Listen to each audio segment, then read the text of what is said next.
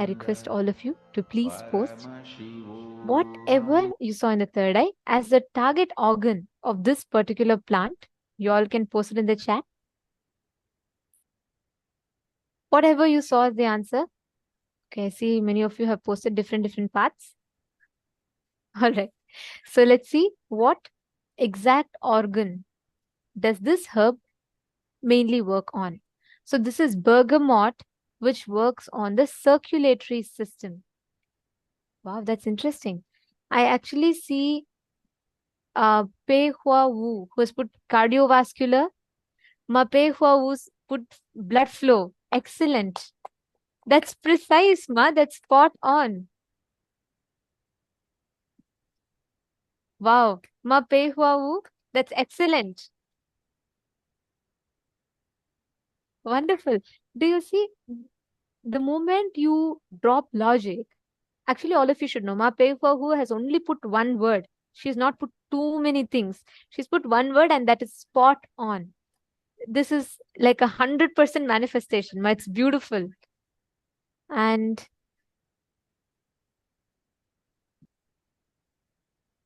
yes, I'm just going through the answer to see how many of you have gotten it right. See, that's the thing. When we try to guess always, we try to go all over the place because mind wants to be sure. When you put the first thing the third eye tells you. Paramasundara Yogi. Sorry. Paramasundara Yogi, you got it right. See, you got it very close, I would say, because you said you saw something related to heart beating, which is very, very close. It's the part of the whole circulatory system. So that's nice. What I would say is start chanting Mahavakya. Try differentiating all the different doubts and everything that comes in, and you will start seeing how the power manifestation actually starts manifesting. Beautiful. All right. So this brings us all to the conclusion of this power manifestation, and we will be manifesting further in the further rounds of this program.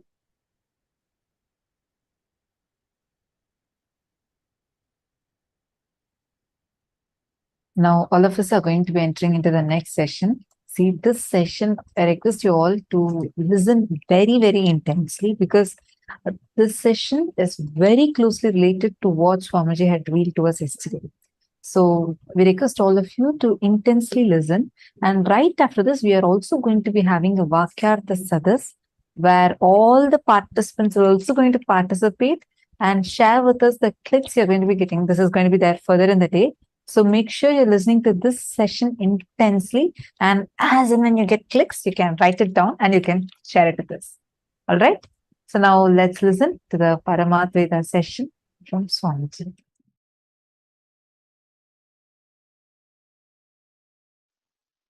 If you come to the conclusion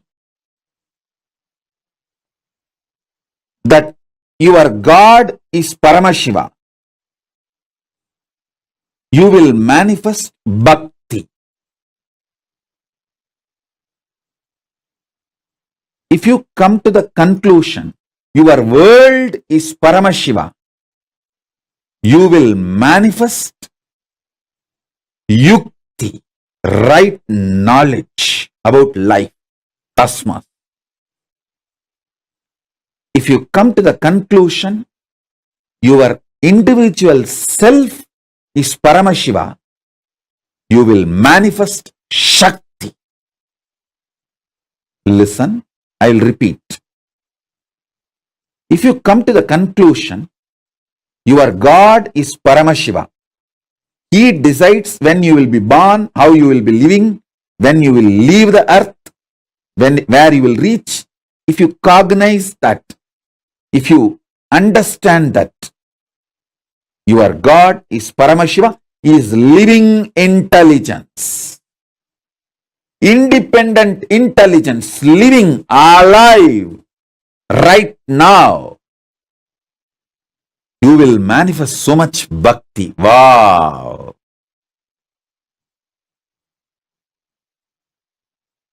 If you understand this whole world,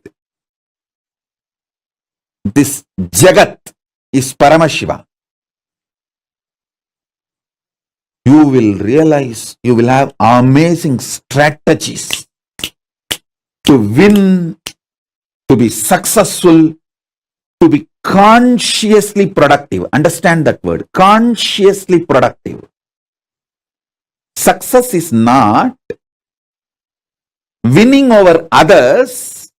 That is social success. Winning over others, having more money than the others, having more power than the others, having more things than the others. That is social success. What I am talking is conscious success, feeling that you can do anything. Ishwaratva.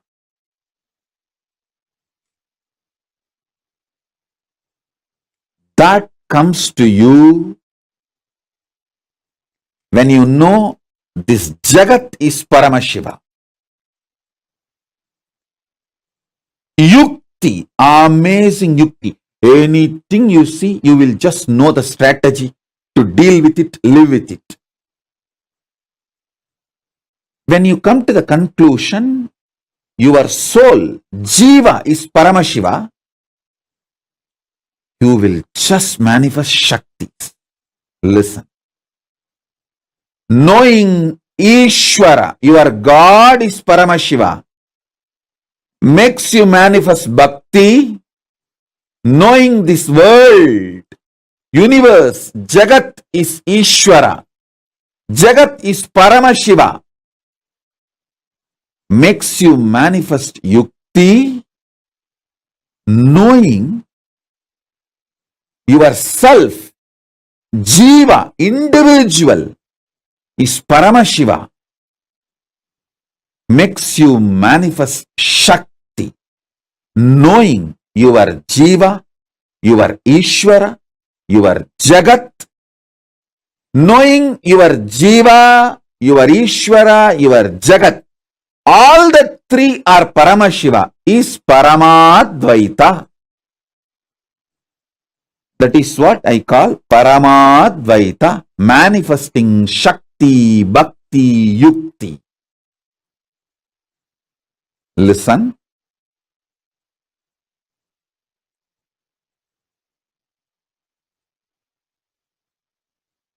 Knowing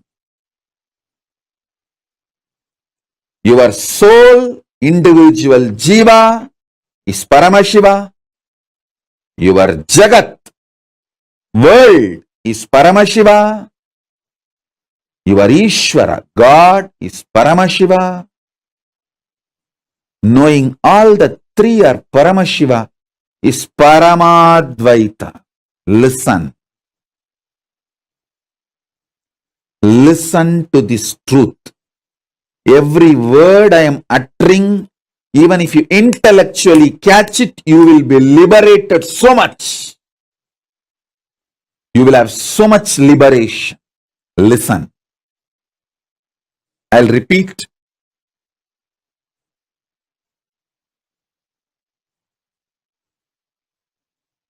Cognizing your Jiva, individual self, is Paramashiva, makes you manifest Shakti. Cognizing your Jagat, world, is Paramashiva, makes you manifest Yukti. Very powerful strategies for conscious success. You will have social success also, but conscious success, you just know how to deal with everything.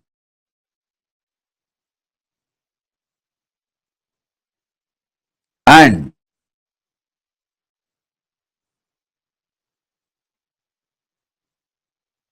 if you cognize your Ishvara, God is Paramashiva, you will manifest Bhakti. Understand?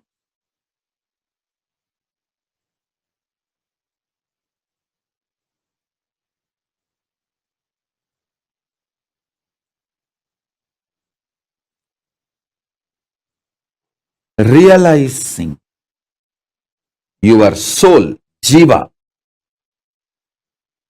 Jagat, your world, Ishvara, your God, all three are Paramashiva, is Parama Advaita. That is Parama Advaita.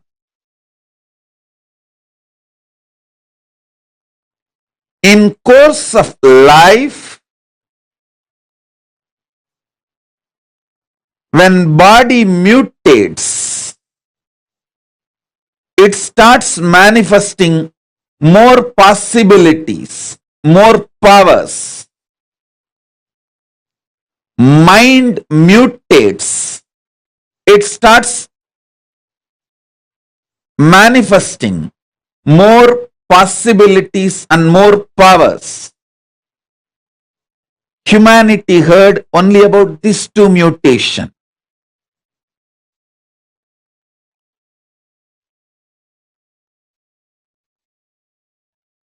Humanity heard only about physical mutation and mental mutation. But Hinduism knows this cosmic science of conscious mutation and superconscious mutation. Conscious mutation means realizing you are more than your body, your mind. You are more than the length, breadth, depth, time, space, dimensions. Consciousness is foundation, source of length, breadth, depth, time, space. I can say the force of consciousness is the foundation of gravitation force, electromagnetic force, nuclear force, and strong nuclear force. Exploring the possibility of your own consciousness, powers of your own consciousness, and manifesting it is conscious mutation process. In Sanskrit we call it Pratyakatma Chaitanya Jakratam. The Vedas and Agamas, the ancient Hindu scriptures, which reveals about the cosmic science of Hinduism, describes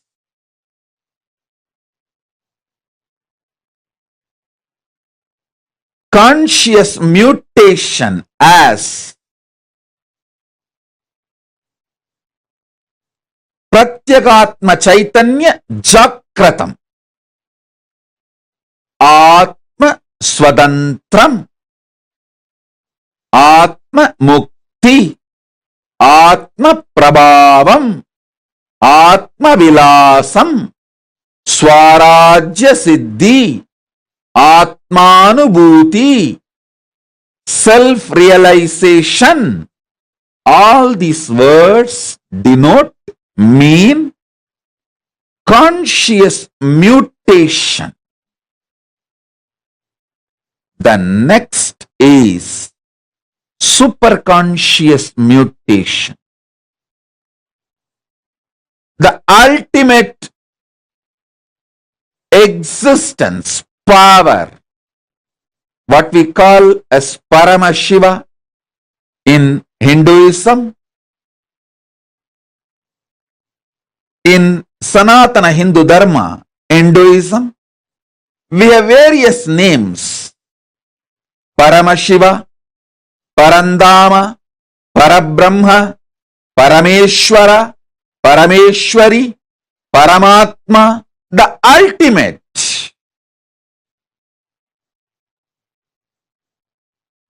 That superconsciousness entering into individual consciousness of you, your individual consciousness, and mutation happening, you manifesting. That superconscious mutation is the ultimate, we call it moksha, ultimate liberation, Parama Advaita Anubhuti. In Sanskrit, we use the word Parama Advaita Anubhuti, ultimate oneness. Hindu tradition, Sanatana Hindu Dharma is focused on this superconscious mutation, ultimate oneness. Just physical mutation and mental mutation happens in the lower planes of the universe. But conscious mutation, superconscious mutation happens in the higher planes of the universe, vertical time zones of the universe.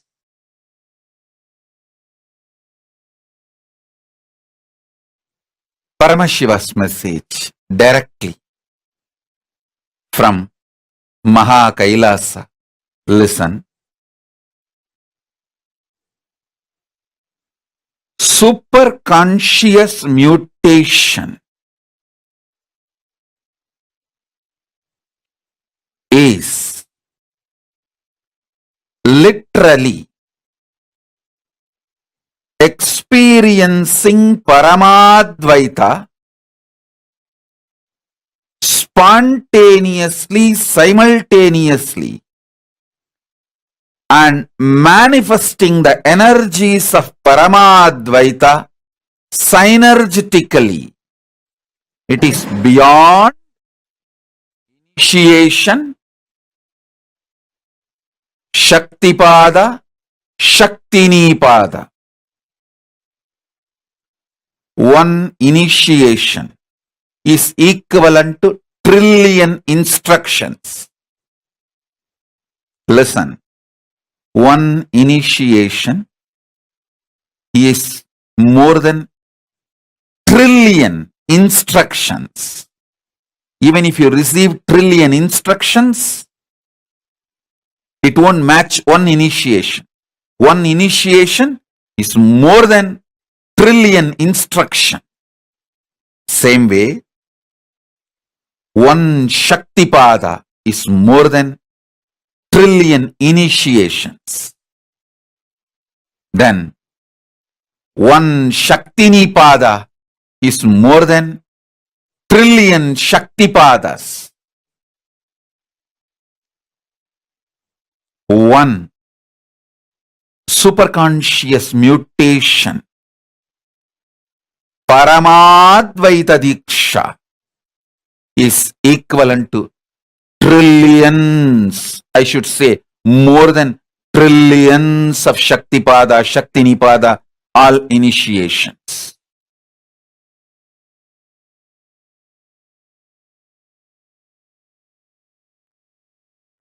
Superconscious mutation is the process of manifesting Paramashiva in all your 25 paces and phases. PHASES, pace, paces. Phases, FACES.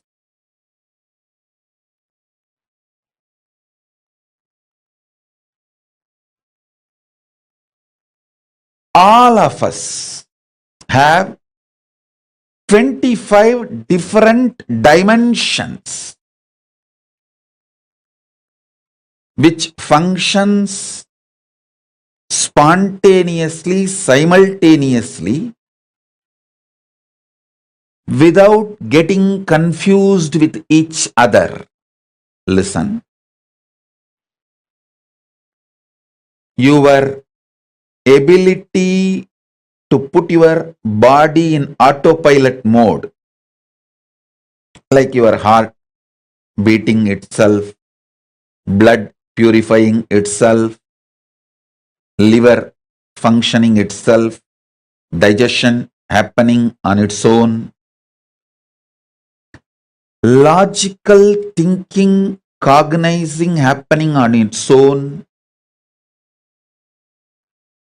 emotional processing of how you feel about others and yourself and situation, the emotional cognitions happening on its own. If you just look,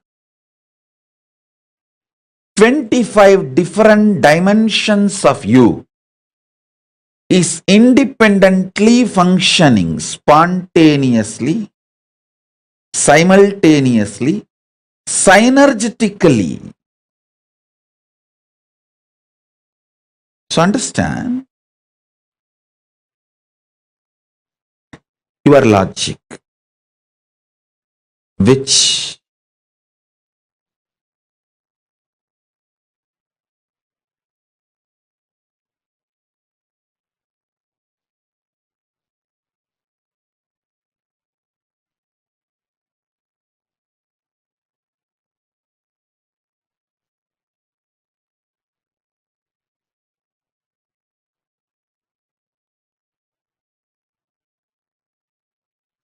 receives information, processes information, makes decision. Your emotional cognitions receives inputs, processes and decides. Understand, listen,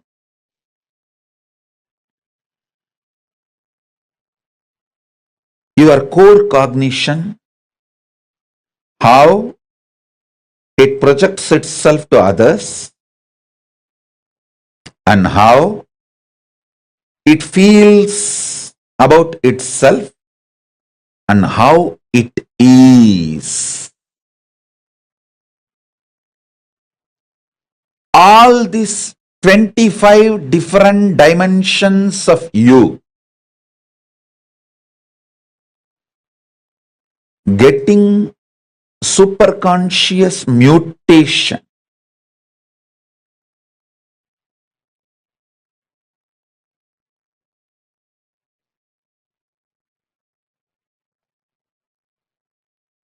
through the initiation is the process I am doing right now for all of you. Listen.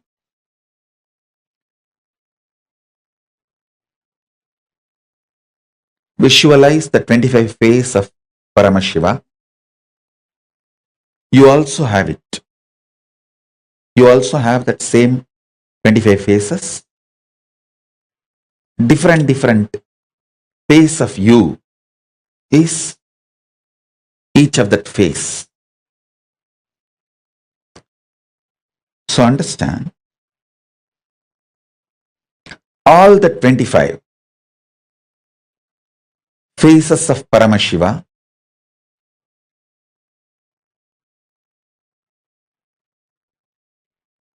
manifesting in you with the same superconscious powers of Paramashiva is the purpose of the initiation I am doing now, right now. The core face of Paramashiva is exactly what he is. In you also, the core face of you is exactly what you are, not what you feel or what you project. No. What you feel as you are is different than what you are. What you project as you are is different from what you are. The core of what you are and the core of what is Paramashiva is made to feel Parama Advaita oneness during this initiation. I have experienced in the parallel universe what is Paramashiva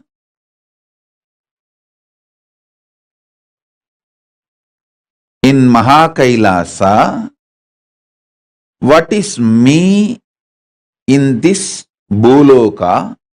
The core of Paramashiva, what he is and what I am, is one and the same. That Parama Advaita, when I ignite in you through the initiation, all the different dimensions of Paramashiva, all the 25 phases of you starts getting awakened, starts manifesting. The Parama Advaita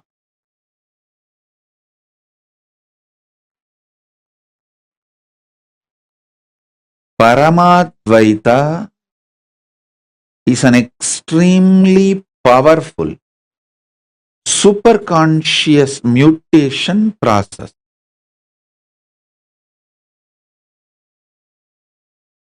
When I renounce all my expectations about you, you flower into me. When you renounce all your expectations about me, you manifest in oneness with me. Parama Advaita happens when you renounce all expectations.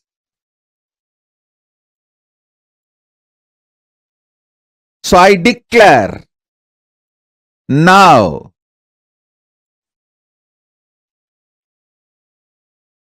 as a living manifestation, Paramavatara of Paramashiva, I renounce all my expectations about all of you.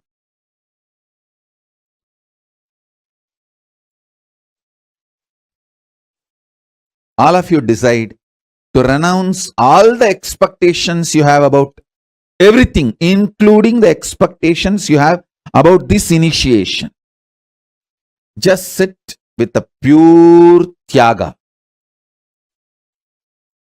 Be Tyaga Raja.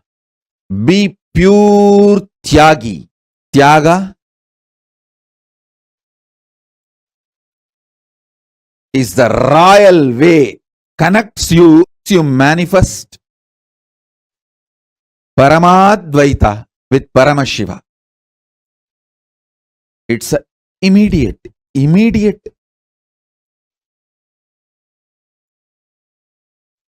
way of manifesting the superconscious mutation.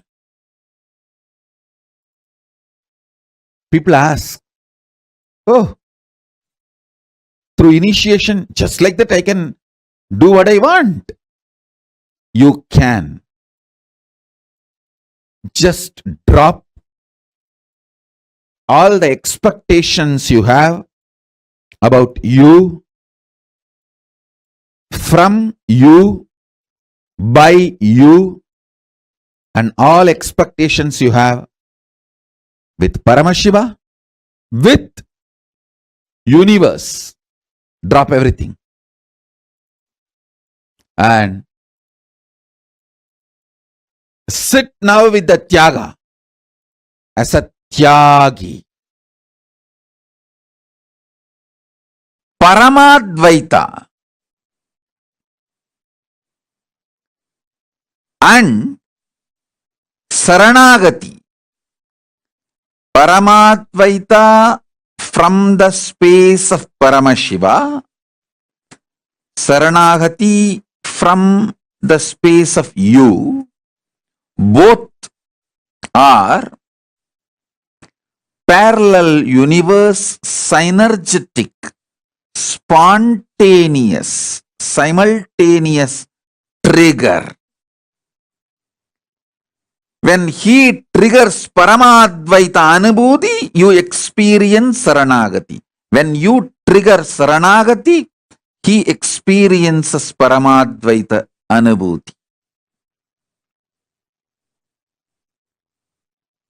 When you trigger Saranagati, he experiences Paramadvaita and he triggers more Saranagati in you, and your more Saranagati triggers more Paramadvaita in him. So, end of the day, Paramadvaita and Saranagati merges into one and becomes one beyond oneness.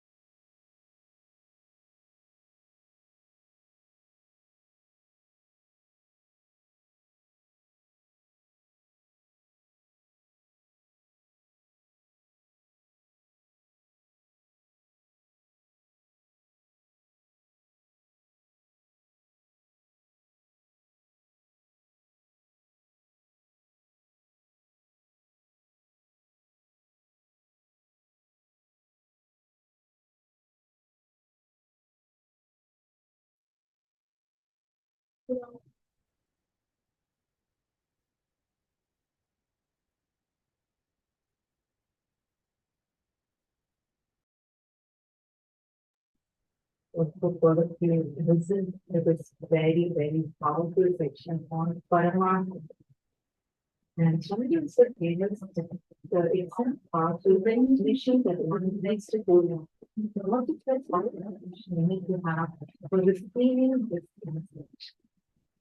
But it was a major group, it is taking me and it's time and post what exactly understood. It's so supportive, right? Parama, very nice. I see you already doing the you already take the contract instead of it, like very clearly writing so many things you have had from watching that Interstellar and videos and watch how they revealed about that and the most popular relations from the GPs. Wonderful.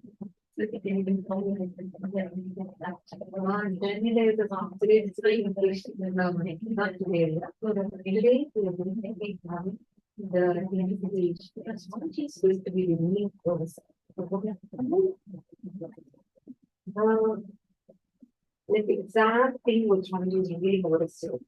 Parama Advaita initiation, along with how the future part of us, the future enlightened part of us.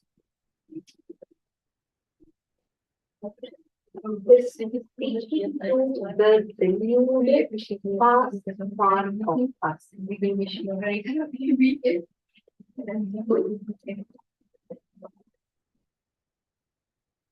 I mean, if you understand.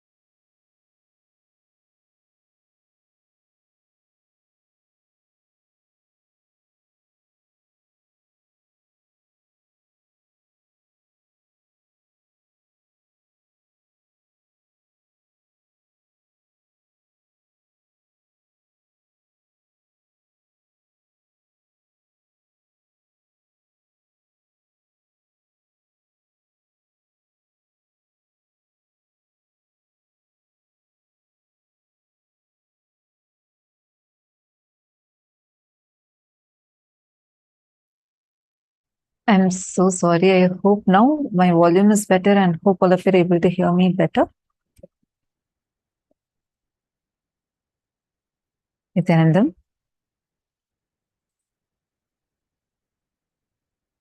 Okay, thank you so much. So sorry for that. I think I had a small problem with the mic.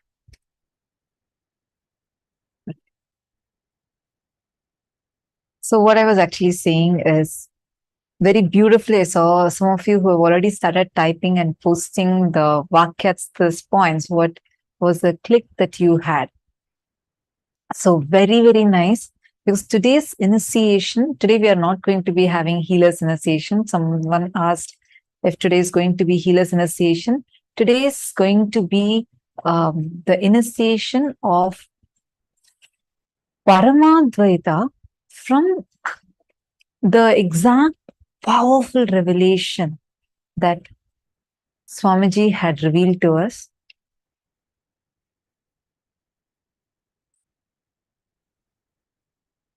So now first I request you all, take a few minutes and please post what is the exact click that you have had.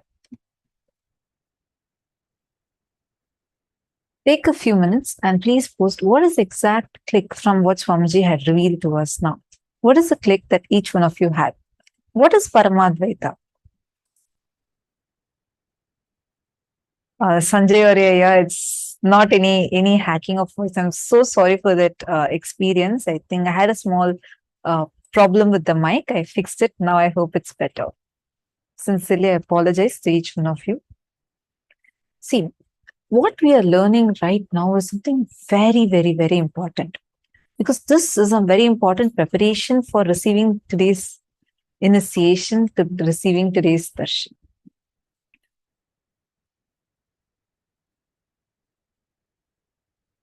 The cognition, the very powerful cognition that Swamiji had given to us today, where Swamiji explained to us how Swamiji is giving that synergetic trigger inside each one of us, and how the source from which the source of Paramashiva, source of Swamiji, and source of us, all three are one and the same.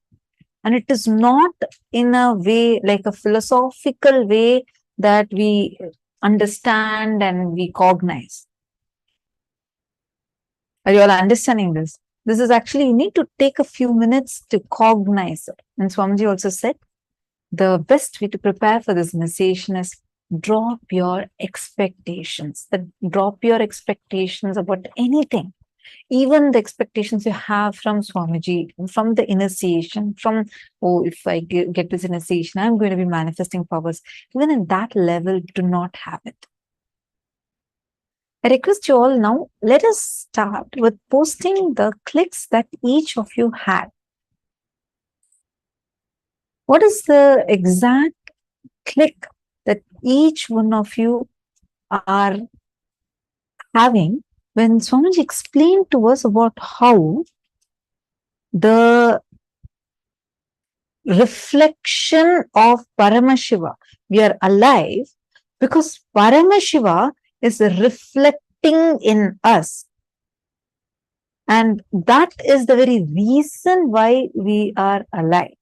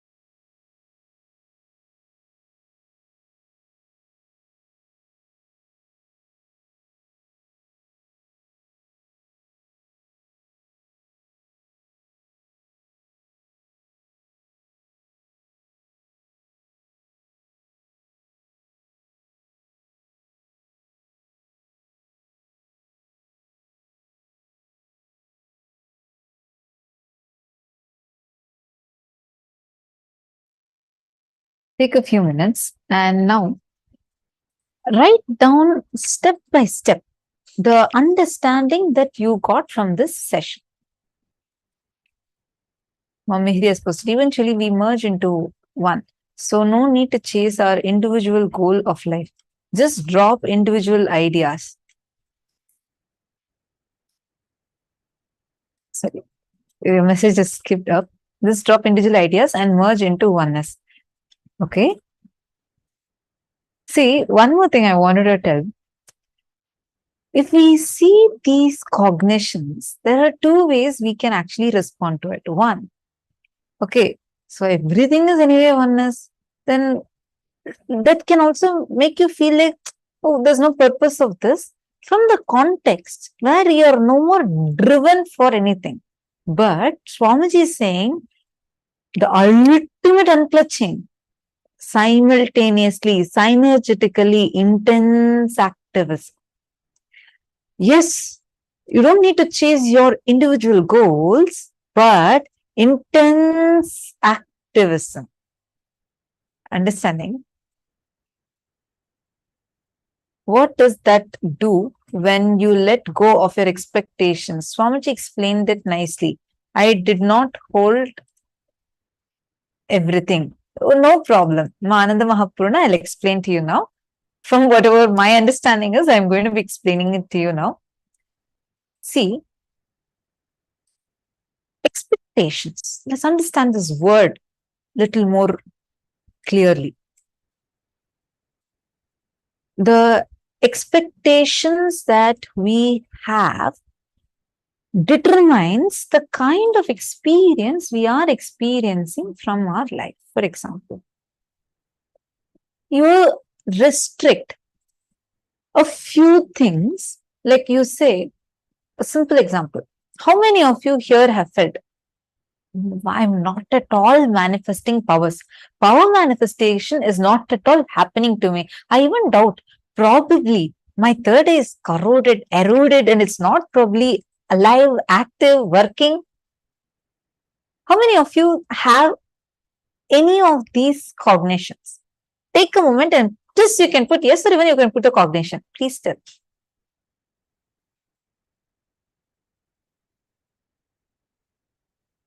Yes. Okay.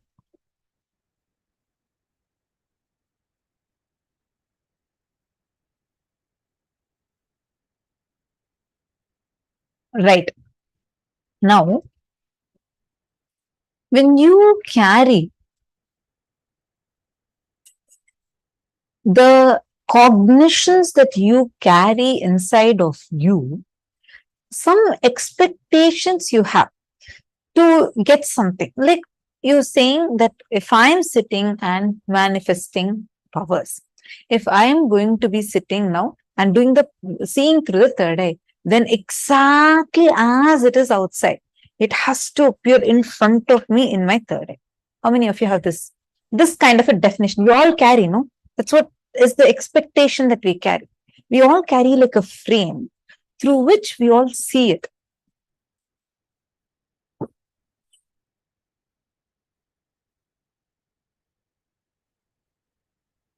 Where, how many of you are getting this? See, you are having certain expectations. Like literally, you see, like, because I have had this before, I used to carry all the time. I used to say that, oh, I'm not manifesting because I can't see exactly what is there outside as it is. I can't really see it. So I'm getting, like I'm not really manifesting powers. Probably these powers are not for me. I'm more of, maybe I need more completion. I used to give these kind of reasonings to myself. For a long time, I kept pushing. Actually, many tests were conducted, many experiments were conducted, like where I still remember I was resisting, saying, no, I can't see through my third eye. It just does not work for me. And then one of the scientists who were doing the research, conducting studies, so she came to me and she actually took me to a room, the lab, where like it was in pitch dark, like complete darkness. Okay. And in that one, she actually put eye patch on my eyes and tied a blindfold. And then she kept a paper in front of me where she said, okay, see, I've already put eye patch and an eye band. And so it's like, there's like zero way light can even enter. Despite of that, she has even turned off all the lights and made sure the room is in pitch dark. Like by putting all kinds of like black cardboards, etc., and made the room completely dark. Now zero light can enter. Now I'm going to check if you're able to read from this paper or not. So she actually kept a paper and she had written the word. It was like with a drawing and paper with some words written on it. So she kept it in front of me. And it was a printed one. So you can't like actually feel it or anything. It's a printed paper. I remember so clearly. I was telling her, no, I'm not going to be able to do. She said, okay, anyways, you're saying you can't do. You just sit. So my mentor was also there. She said, anyways, you're saying you can't do. So leave it as whether you can do or you can't do. Anyways, you came off here. Just sit. If at all something has to manifest, only Swamiji can do. Right? You don't bother about whether you can do or not, because anyways, you can't do it. It's only Swamiji who can do. Just sit and try. So I said, okay. And she told me that only if I try this, she's going to let me to go and do something else. So I was like, no, I wanted to go do that. I want to be there and finish that. I was like really trying to resist this. So then I remember very clearly, I touched the paper. Like there's zero way to see it. Whatever letters came in me, I started telling whatever thought came in me, I first started telling that. They kept changing the paper one after another, one after another, one after another. 7 times straight with no mistakes. I was able to see everything clearly. It was not exactly as it is. It was not exactly as, okay, this is what I'm able to see with my 2 eyes, and that's why I'm seeing like this. But I was able to see beyond my understanding, my expectations. Are you understanding? This was the experience Swamiji gave to me. Now, every time when I'm putting a judgment saying, like this only, I have to be able to manifest, means my power manifestation should happen exactly like this. If I'm saying and putting that as a frame, any other way my third eye is showing, I'm saying I'm denying that very possibility for me. How many of you are understanding that? You need to renounce any kind of expectations. Any expectation is a corruption in your inner space, because you are not going to be able to even cognize what life is showering upon you. That is the reason all the time we keep complaining, I can't manifest. So this does not come for me. Oh, these miracles don't happen for me. Others have such amazing spiritual experiences. These experiences won't come for me. I see many of you giggling now. I know, because we all have such cognitions. We go on carrying these cognitions inside us. These are the expectations. You're understanding? Swamiji is telling, renounce that. If you go a little more deeply, you will understand that it is when Swamiji is telling drop your expectation, Swamiji is telling drop even in the level where you feel, okay, like you have certain expectations that you are carrying, even to the level like, I should feel some bliss. This should happen. No, do tyaga of everything. Just sit because you're sitting with Swamiji. Just sit, that's all. You don't need to have a reason. You will see your inner space will get ready to receive what Swamiji is waiting to shower. He's here waiting with so many gifts. Are you understanding? Ma Ananda Mahapurna, don't even worry about thinking like, okay, am I going to get this? Ma Martha has posted, I can move the Atmalinga on cell phone when I hold a cell phone in hand. Just that one I'm looking to grow. Okay. Now, Ma Martha, do you see? This is the expectation we have. We are expecting, saying in this scenario that you have given. Your expectation is, if I want my Atmalinga to move, I want to actually see it roll. Nothing wrong. Nothing wrong. But as long as you're carrying that as an expectation and sitting and looking at it, and you see that it has not yet rolled to the way that you want it, you're denying to yourself, saying, okay, it didn't happen. I sat for 5 minutes or 10 minutes. It did not happen. Why is it taking so long? It will not happen. I know for sure. This is what I told. I knew it. This power is not going to work for me. And we declare to ourselves, this is not going to be working for me. This is not going to be manifesting in me, and we stop our possibility. You're understanding? Ma Sahana has posted, I did tyaga of everything, and to my surprise, it is happening. Even today's topic is also an answer to my question. That is also a surprise. Every moment would be surprising, pleasantly surprising, and amazingly miraculous with Swamiji. The moment we drop our expectations, we start understanding that Paramashiva is reflecting in us. We are his own reflection.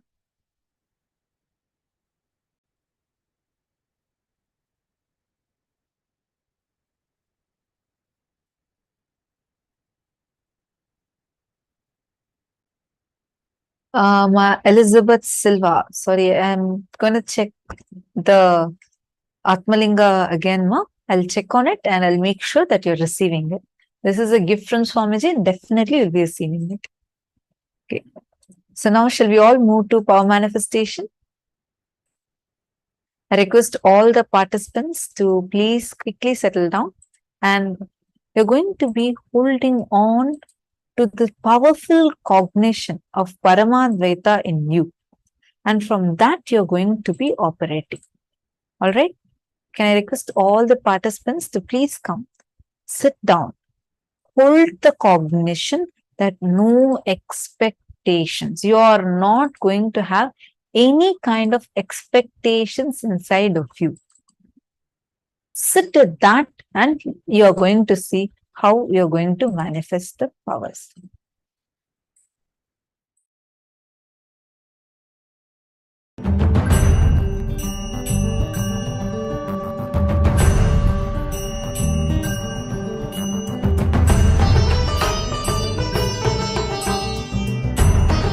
This is Beilingao. I from Norway. 27th of July, I did group puja. In this puja, we allowed to write 4 family members. So I write down my husband name and my parents to pray healthy.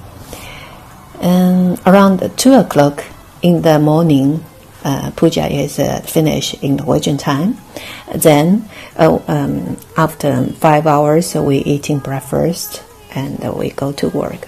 But before we eating breakfast, my husband used to take some medicines and using spray to his nose and drop his eyes because he is very seriously for allergy. He is nearly 30 years. And if he don't use that, he is painful. His eyes couldn't open, and nose is bleeding sometimes. Using this medicine also over 1 year and couldn't stop. But just the same days, in that morning before breakfast, he didn't do the same action. I'm very surprised in that time because he is a Norwegian. I didn't tell him I did puja for him, and I also didn't ask. So we just go to job. After we go back home, and in the evening we have a free talking. I asked him, today you forgot using your medicine for your allergy for your nose and eyes. He said yes. Today morning, when I wake up, I suddenly decided myself I don't want using my medicine. So whole day I didn't feeling unwell. It's quite well. So I quit it. In my mind, I think, wow, must be Swamiji did. And strongly recommend everybody to participate in the ritual in the Swamiji of us to get blessing. Nithyananda.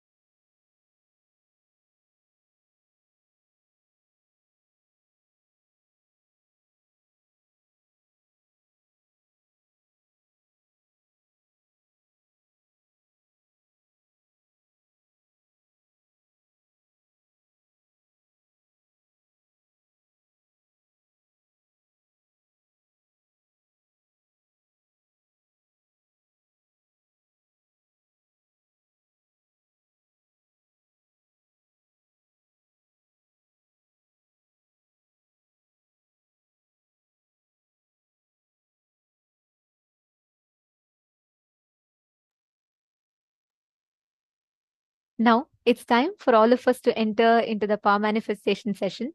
So, Ma Viraja, why don't you share with us what Parama Advaita, what Swamiji explained as Parama Advaita? Sure. So Swamiji said in the satsang which all of us watched that when you see the world around you as Paramashivam and God as Paramashivam and yourself as Paramashivam, when all these three, the Jiva, Ishvara and Jagat. So the world, when you see the world around you as Paramashiva, I mean, see the God, when you know, when your God is Paramashiva, and when you remember yourself as Paramashiva, all these three, when all these three is Paramashiva, it becomes Paramadvaita. Basically, when everything becomes Paramashiva, we experience Paramadvaita. Like how when Swamiji was with Arnagiri Yogeshwara, when Arnagiri Yogeshwara was explaining the concept of Advaita to Swamiji, at first Swamiji was a bit non-listening to Arnagiri Yogeshwara. It was like, felt a little boring and everything because from his previous masters like Kuppamal, Annamani Swami, they have taught the science of Advaita to Swamiji, but Swamiji felt a little boring and was not paying attention. And Arnagiri Yogeshwara noticed this and immediately called Swamiji saying, Swami, and Swamiji sat up. Naturally, Arnagiri Yogeshwara is how to say, even when Swamiji says about Arnagiri Yogeshwara, immediately all of us have a wide smile because the way Swamiji describes about the relationship between him and Arnagiri Yogeshwara is so, I don't know, it's such a scene to be seen. Like even I, if at all I have a chance to ask Swamiji, I'll say, Swamiji, I really want to have this darshan of you and Arnagiri Yogeshwara sitting together, having a relationship. So let me continue. So, and immediately Arnagiri Yogeshwara saw the boring, the tiredness in Swamiji. And Arnagiri Yogeshwara just straight looked into Swamiji's eyes and immediately said, Onida. That's it. And Swamiji saw everything around him becoming one, like the temple next to him, the hill in front of him, and the linga, and Arnagiri Yogeshwara were all becoming one and was merging with his inner space. So this is what I understand is Paramadvaita, where everything around you, not just when you're sitting for prayer, you should sit in a space of you and God is one and the same. When you're manifesting powers, take the example of consciousness or a matter. You, matter, and Paramashiva as one and the same. So same way. It's the same way. Even this power of Aushada Darshanam, the power and you is one and the same. You and Paramashiva is one and the same. Paramashiva is nothing but the future of you. And you are the past of Paramashiva. That's all. It's nothing but you seeing the higher possibility of you, which is Paramashiva. Yes. Beautifully, you explained it just now. I think Ma Viraja has summed up the whole essence of what Swamiji said so beautifully for all of us. And power manifestation is nothing but you experientially understanding Paramadvaita. The strategy with which we operate in life will completely change if you apply Paramadvaita as your fundamental cognition in life, your fundamental experience in life. Now, power manifestation is the best way to experience, express, manifest that Paramadvaita Anubhuti. So now without further delay, let's all get started. What we're going to be doing is the exact same thing as last time. So we're going to be doing this as the conclusive round. So after this, the next round we'll be doing the next level of this power. So I'm going to be projecting a herb. You're all going to be scanning the exact, precise target organ of that particular herb. I have a request to make to all of you before that. I request every one of you to make a commitment to yourself that you're going to post only what comes in your third eye and whatever comes in your third eye. Okay? Can I request every one of you to give that as a commitment to yourself? You're going to be posting as a first thing. See, you should not logically analyze. You should not eliminate, edit, alter anything what your third eye tells you.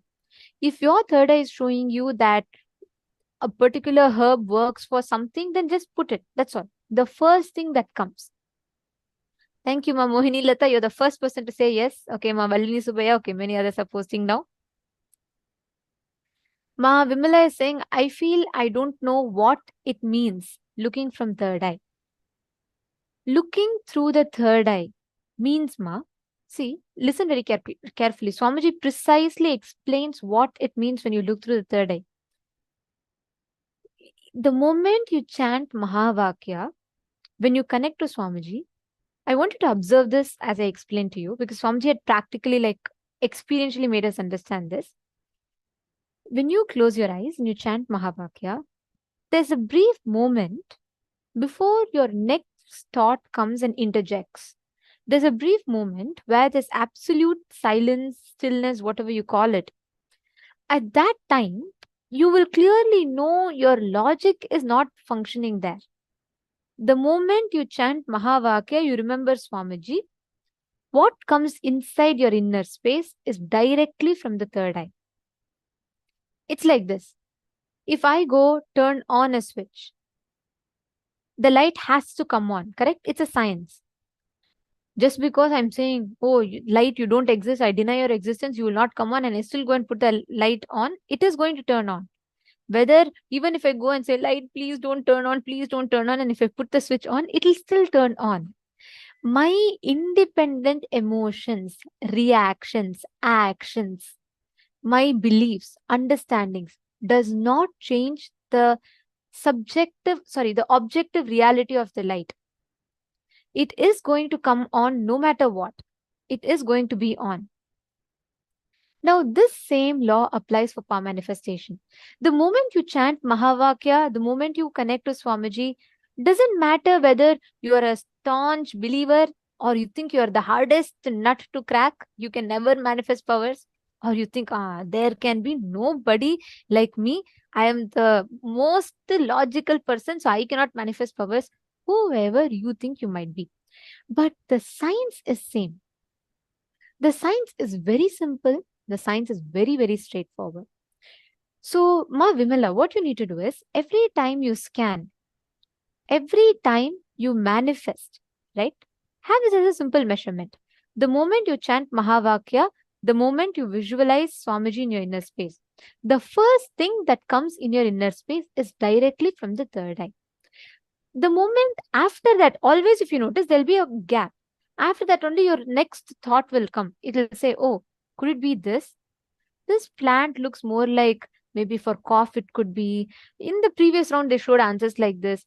The logic will start operating a few seconds, milliseconds later. You start with that, slowly you will see the duration of that manifestation will start expanding, and expanding. That is why Swamiji tells, unclutching that space, that unclutched space is the best space to manifest powers in. Whatever comes in your third eye, in that space, you will literally experience the reality opening up for you. Understanding, Ma? Ma Virija, do you want to share how it feels for you to see through the third eye? Because every one of us have seen how you manifest through the third eye, and you can precisely see. How does it exactly work for you? What is the exact process that you apply? It is just a simple process of surrender. Swamiji says one thing, that when you surrender 100% to Swamiji, not I'll surrender 70% or I'll surrender 30%. No. When you surrender 100% to Swamiji, I'm dropping my very own commitment. You guys have seen me for the first day demonstration, everything, right? I just say, Swamiji, I'm doing this demonstration for you. I'm just a medium for you to flow through. That's all. Like how you take a cotton and you pour honey on it. The cotton will be soaked with honey. Same way, I'm just your cotton. Let your energy flow through me so that I can experience you, so that I can experience your powers and manifest. And whether I get whatever people say or anything, it's just for you. That's all. I'm just a medium for the world to connect to Swamiji. That's all. So I just surrender myself to Swamiji, that there's no I in me. Swamiji always says that when you situate yourself as I, when you develop an identity saying I, when you refer to this body as I, we start becoming egocentric. When you refer to yourself as Paramashiva, that's why in Gurukul we have this thing called Sat Bhasha, where we refer to ourselves as Paramashiva. We refer ourselves to Swamiji.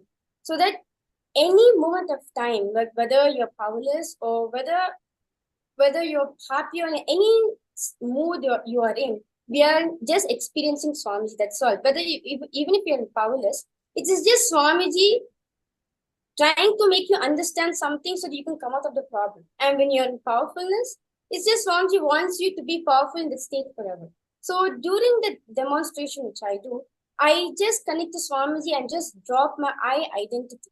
That's it. And I just declare completion. Let me have the oneness with you. Like you had the oneness with Arnagiri and Vishwa, let me experience the same thing with you.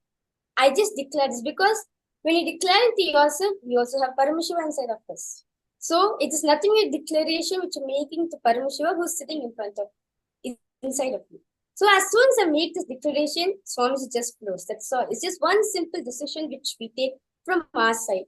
Like Swamiji says, when you take one decision towards me, I take millions of steps for you to be successful towards you.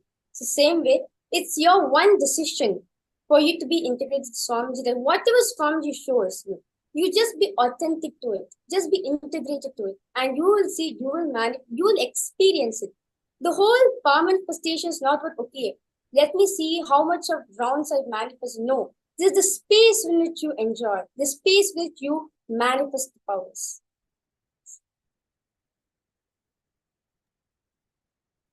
Now, without further delay, let's all get started with the power manifestation. So we're going to enter the first round in 3, 2, and 1. Go ahead. Please start posting whatever you are seeing. Just make that as a commitment. What Swamiji is showing you, go ahead and post it.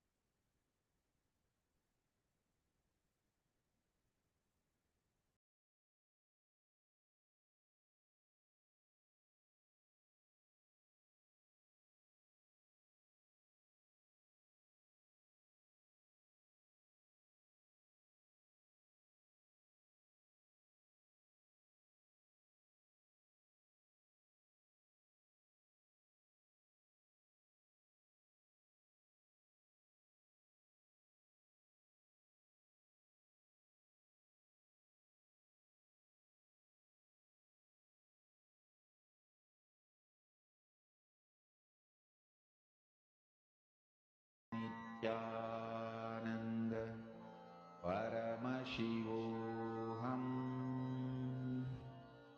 Om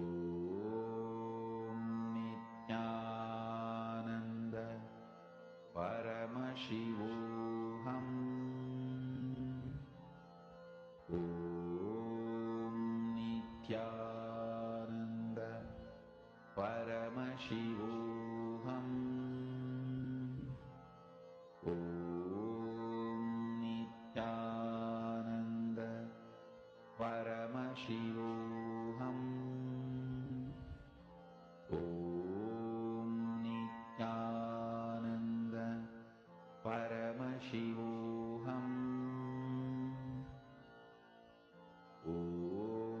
Om Nithyananda Paramashivoham